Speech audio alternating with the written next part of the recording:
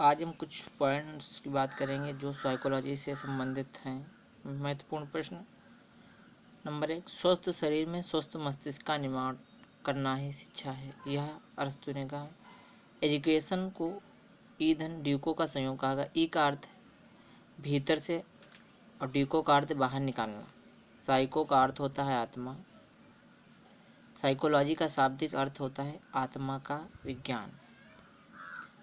विद्या से अमरत्व की प्राप्ति होती है, कहाँ पर उल्लेख किया गया है? तो यह यजुर्वेद में किया गया है।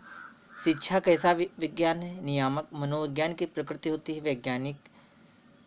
किसके अनुसार? मनोचेतना का विकास। मनोविज्ञान चेतना का विज्ञान है, जेम्स। शिक्षा मनोविज्ञान की परिधि, जैसे शिक्षा के 3 स्तंभ होते हैं, शिक्षक, शिक्षार्थी, पाठ्यक्रम। उसी प्रकार शिक्षा मनोविज्ञान के तीन क्षेत्र हैं, शिक्षार्थी, शिक्षण प्रक्रिया, शिक्षण दशाएं। शिक्षण क्या है?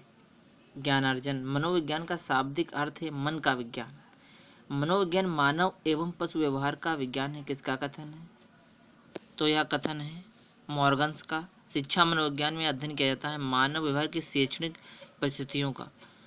मनोविज्ञान से तात्पर्य व्यवहार का विज्ञान। मनोविज्ञान व्यक्ति के व्यवहार एवं आचरण का यथार्थ विज्ञान है। कथन है मैकडूगल के अनुसार मूल प्रवृत्तियों की संख्या होती है 14 होती है। शिक्षा को मनोवैज्ञानिक आधार की आवश्यकता क्यों है? बालकों के आंतरिक एवं बाह्य गुणों का पता लगाने तथा शैक्षिक समस्याओं के समाधान हेतु शिक्षा की दृष्टि से बालक की महत्वपूर्ण आवश्यकता है। बालकों के साथ मनोवैज्ञानिक व्यवहार की आवश्यकता। शिक्षा मनोविज्ञान शिक्षण विधियों के चयन में शिक्षक की सहायता करता है। कथन है स्किनर का। मनोविज्ञान है तो यह विधायक विज्ञान है। निरीक्षण विधि में किया जाता है दूसरों का अध्ययन। मनोविज्ञान की उचित विषय वस्तु है व्यवहार। मनोविज्ञान शिक्षा का आधारभूत विज्ञान है। कथन है स्किनर का। शिक्षा मनोविज्ञान का केंद्र है बालक। शिक्षा को द्विध्रुवी किसने कहा है? एडम्स ने। शिक्षा के 3 ध्रुव कौन से हैं? शिक्षक, शिक्षार्थी, पाठ्यक्रम। शिक्षा को त्रिध्रुवी मानने वाले प्रसिद्ध शिक्षा शास्त्री जॉन डेवी किस देश के निवासी थे? तो यह अमेरिका के।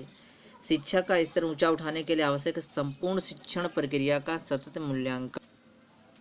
शिक्षा का स्तर ऊंचा उठाने के लिए आवश्यक संपूर्ण शिक्षण प्रक्रिया का सतत मूल्यांकन। वैदिक काल में शिक्षा का सर्वोच्च उद्देश्य था मोक्ष की प्राप्ति।